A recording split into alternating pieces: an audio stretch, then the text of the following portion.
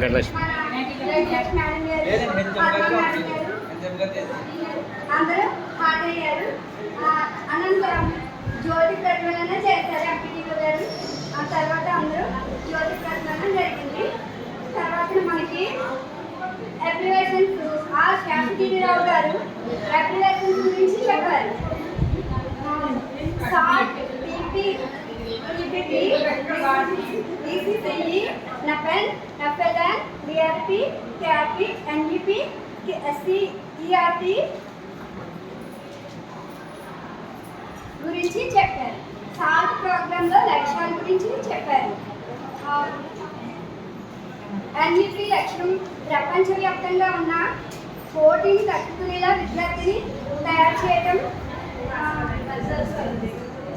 Salt programme ముఖ్య ఉద్దేశం విద్యలో నాణ్యతను పెంపొందించడానికి 3 నుంచి 6 సంవత్సరాలు పిల్లలకి మనకి సామాజికంగా వాళ్ళ అభివృద్ధిని నైపుణ్యాన్ని పెంపొందించడం కొరకు మనకి అన్ని రకాల అభివృద్ధి గురించి నైపుణ్యాల గురించి మనకు తెలియజేశారు. అలాగే మనకి యాక్టివిటీస్